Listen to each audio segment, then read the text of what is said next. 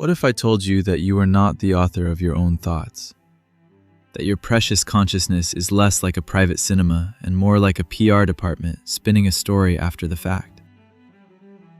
This was Daniel Dennett's opening move, and it made him the most provocative philosopher of our time. For centuries, we've clung to a comforting fairy tale that somewhere deep inside your skull, there's a tiny you, a CEO, a ghost, watching the world on a private inner screen. Descartes called it the soul. Modern pop psychology calls it the inner self. Dennett called it the Cartesian Theater, and he spent 40 years systematically destroying it, not with mysticism, but with evolution, computer science, and ruthless logic. In this video, we're doing something different. We're not just summarizing his books. We are going to follow the scandalous logic of his most famous idea, the multiple drafts model, and see where it leads. Because if Dennett is right, it doesn't just change how we see the brain. It changes whether free will exists, whether you really chose to click on this video, and whether we are anything more than robots made of robots. We'll start with the illusion, why your brain is constantly editing multiple drafts of reality, and why there is no finished product called consciousness. Then we'll tackle the big one. If we're just biological machines, how does Dennett save free will from the dustbin of science? And finally, we'll ask the question that haunted him until his final days. Was Darwin's idea the most dangerous, or the most liberating idea humanity ever had? Let's go inside the mind of the man who tried to explain the mind, starting right now. Let's get one thing straight right now. That voice inside your head, the one reading these words, you think it's you. You think there's a little homunculus, a tiny ghost, sitting behind your eyes, watching the world like a movie on a private IMAX screen. That is not just wrong. It is intellectual snake oil. It is the single biggest obstacle to understanding the human mind. And Descartes, that 17th century French fancy pants, is the one who sold it to us. He called it the pineal gland. We call it the Cartesian Theater. Dennett called it a scam, and he didn't just disagree with it. He openly mocked the very idea, because as he famously put it, there is no single point in the brain where the information funnels in, where it all comes together for central processing. Period. End of story. There is no oval office of the skull. Think about it. Where exactly is this screen in your brain? Point to it. You can't, because there is no screen. There is no CEO. There is no audience. There is only a chaotic, parallel processing, 86 billion neuron zoo of electrical signals, all screaming over each other. Dennett's question to you is brutal. If consciousness is a show, who is the audience? Because if you say, the soul, you've just admitted you don't have a scientific explanation. You have a fairy tale for adults. If you say, the brain, then the brain is watching itself, which is absurd. The whole thing collapses under its own metaphysical weight. So Dennett does the only intellectually honest thing. He takes a sledgehammer to the theater. He doesn't renovate it, he bulldozes it, and he dares you to find a single neuron that cares about your precious inner movie. In its place, he gives us the multiple drafts model. And this is where it gets genuinely unsettling. Your brain doesn't wait for all the data to arrive before making a decision. It doesn't wait for the final cut. Instead, it runs parallel, multi-track processes, hundreds of them, all interpreting, all editing, all guessing in real time. Here's the provocative part. There is no final draft. There is no moment when the editing stops and the official conscious experience begins. Consciousness is the editing process. It's not the finished movie, it's the cutting room floor. And Dennett drives this point home with surgical precision, arguing that the multiple drafts model makes writing it down in memory criterial for consciousness. That is what it is for the given to be taken. Let that sink in. If you don't remember it, it wasn't conscious. No memory, no experience.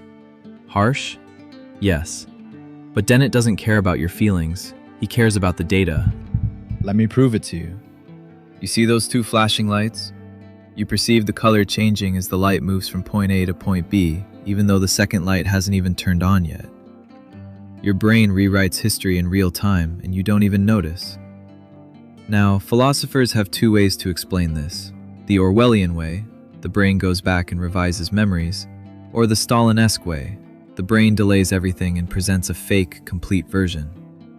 Both of these explanations, Dennett points out, still assume a Cartesian theater, a central editing room where the deception happens. They're just putting a new coat of paint on the same old ghost story. Dennett says, stop inventing forgers to explain illusions. You don't need a little demon rewriting memories. You don't need a central bulletin board where everything gets approved. You just need parallel processes that compete for influence. The one that wins the competition becomes your conscious experience. That's it. No magic, no soul, just a gladiator match of neural signals fighting for dominance. So what is consciousness then?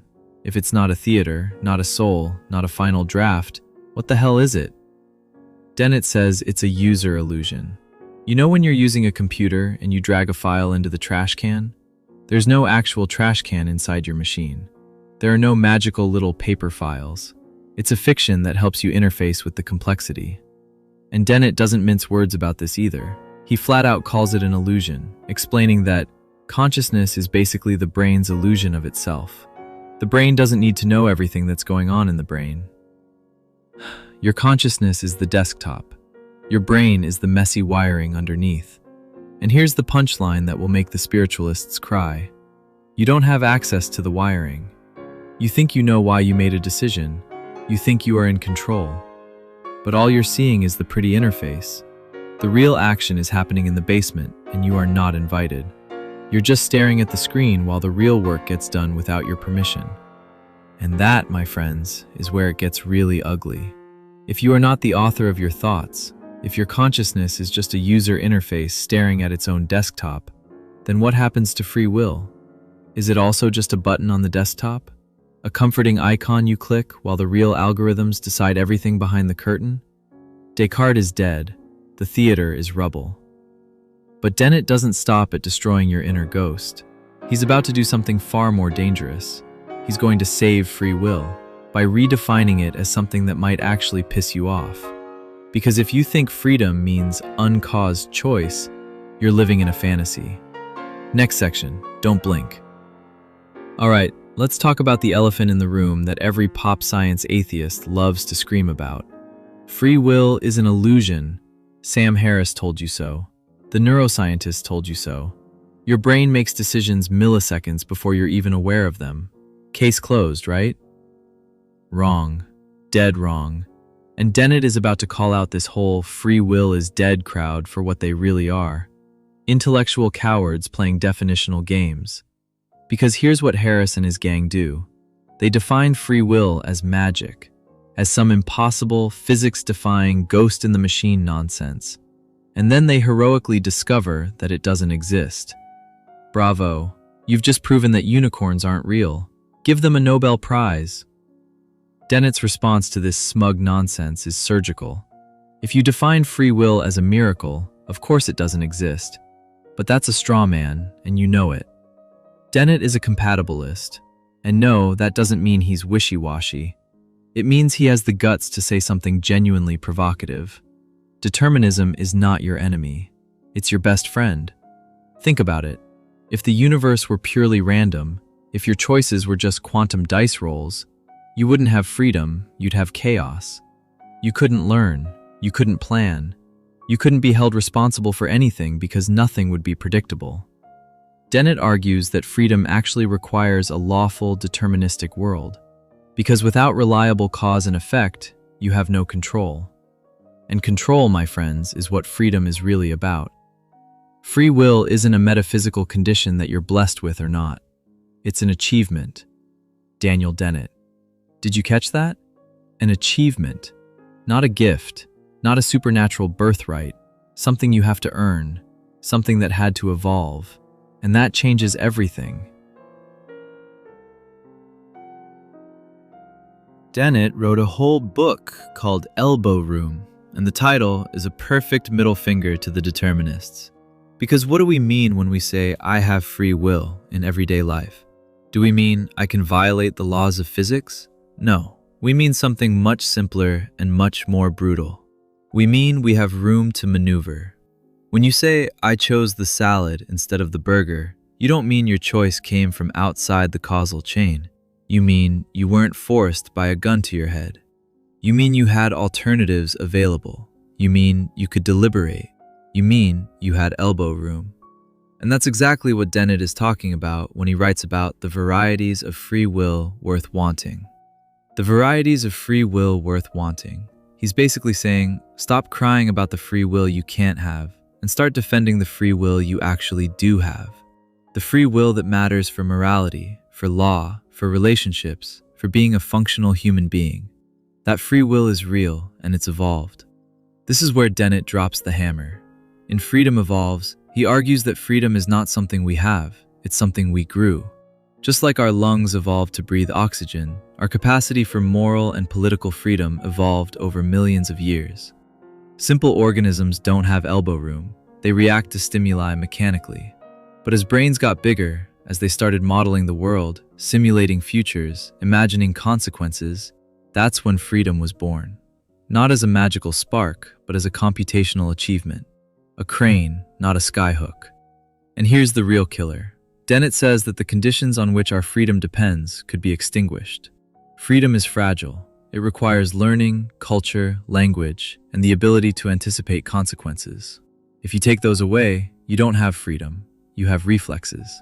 And he says this without flinching. We have to earn our freedom, and we have, against all odds. But we can also lose it. We are not just robots, we are robots made of robots. That's his ultimate punchline. You are a robot. But you're a robot that evolved self-monitoring, future planning, language-using capacities. You are a robot that can ask itself what it should do. And if that isn't a form of freedom worth wanting, then you're just being a petulant child who wants to be a wizard. So who wins the free will debate? Harris says it's an illusion and we should just accept our fate. Dennett says, you're defining it wrong, and you're dangerously wrong at that. Because if we convince people they have no free will, they'll stop holding each other accountable. They'll stop trying. They'll stop earning their freedom. Dennett's message is clear. Don't throw the baby out with the bathwater. The baby is too precious. Your free will is not a spooky ghost. It's a muscle. It evolved. It's fragile. And it's the most valuable thing you have. So stop crying about the miracle you don't have and start defending the achievement you do have.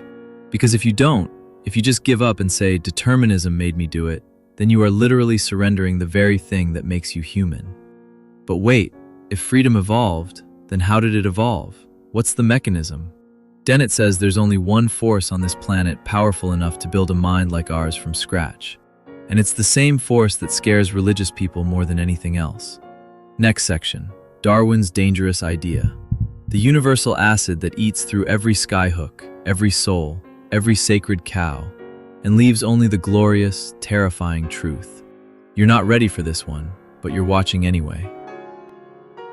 And that, right there, is where Dennett pulls the rug out from under your feet for the final time. Because just when you think he's done, just when you think he's handed you back your free will on a silver platter, he leans in and whispers, "That freedom I just gave you?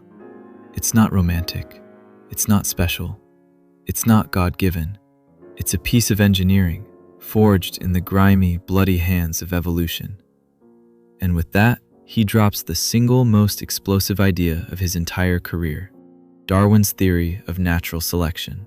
He calls it a universal acid because it eats through every traditional conception of meaning, purpose, and design you've ever held dear. He doesn't sugarcoat it for a second. He looks you dead in the eye and says, natural selection is a mindless, mechanical, and algorithmic process, Darwin's dangerous idea. Mindless, mechanical, algorithmic. No intelligence, no designer, no grand plan. Just blind, deaf, ruthless mathematics grinding away for billions of years. And Dennett calls it dangerous, not because it's false, but because it's true. And the truth terrifies the pious and the spiritualists who want to believe there's a skyhook holding up the universe. But here's the stroke of genius that makes Dennett a giant. He doesn't use this acid to destroy everything. He uses it as a lens. He looks through it and sees the most glorious machinery ever built, your brain. And to explain how that machinery works without a blueprint, he introduces his brutal, unforgettable distinction: skyhooks versus cranes. Skyhooks, he says, are the lazy man's explanation. Magical, top-down forces that supposedly create complexity from nothing, like a divine creator or an immaterial soul. They're intellectual cheating. Cranes, on the other hand, are honest. They are bottom-up, mechanical explanations that build complexity step by step from simpler parts. And evolution by natural selection, Dennett argues, is the ultimate crane. The only crane powerful enough to build a mind like yours from scratch. He challenges you directly. Whenever you're tempted to invoke a skyhook, ask yourself, could a crane do the job instead? 99 times out of 100, the answer is yes. And if you say no, you're not doing philosophy, you're doing theology with a fake mustache. He doesn't stop at biology, though. He pushes the knife deeper. In From Bacteria to Bach and Back, he argues that human consciousness didn't just pop out of nowhere. It emerged from the deadly dance between genetic evolution and cultural evolution, what he calls the meme ecosystem. Language, art, morality, even the narrative voice you call I, they are all products of what he dubs the Joycean machine, a self-referential linguistic engine that literally invents the self as it goes along. You are not a fixed entity. You are a constantly rewritten draft, a character in a story your brain is improvising in real time. And he says this without flinching. We're not just robots, we're robots made of robots. You are a machine that built itself, using the spare parts of evolution, and then convinced itself it was the author of its own story. Naturally, this doesn't sit well with half the philosophical establishment, and the critics come at him like wolves. John Searle snarls from his armchair.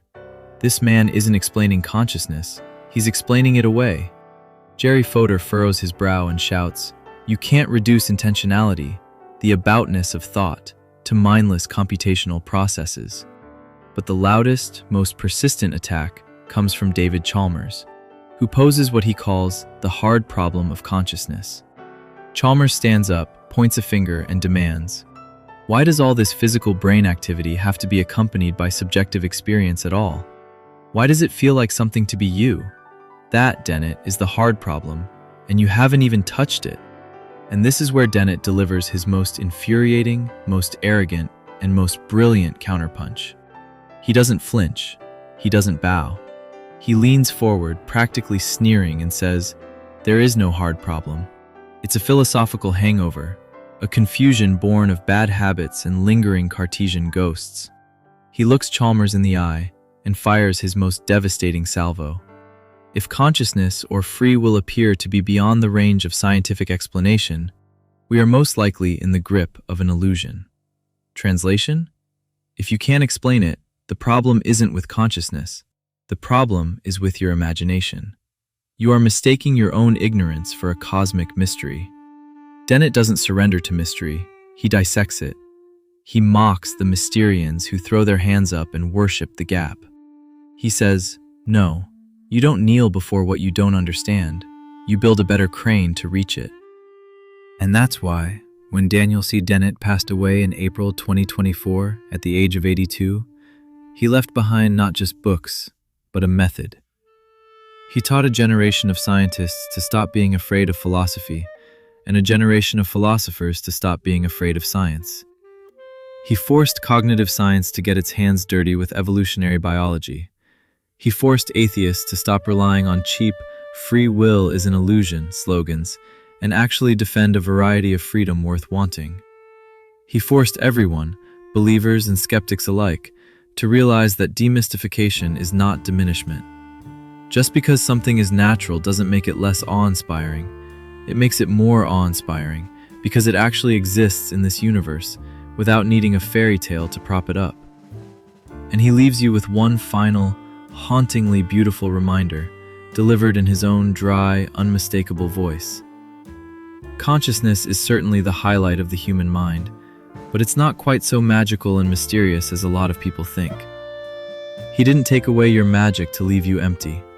He took away your delusions to leave you with something far more valuable, the terrifying, exhilarating responsibility of knowing that you are not a ghost in a machine.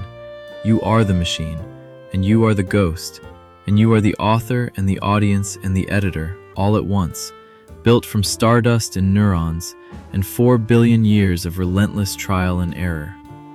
So when you leave this video and go back to your life, remember that your inner voice is just a user interface.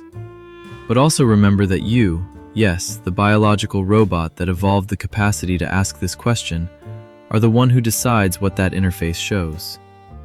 Dennett's final question to you is not a gentle suggestion. It's a gauntlet thrown at your feet. It's the question evolution has been waiting 4 billion years to ask you.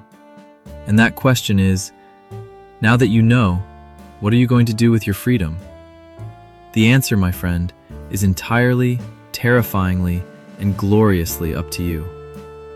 Daniel Dennett. He taught us to think clearly about thinking itself. Now, go use the mind he helped you understand. He wouldn't accept anything less.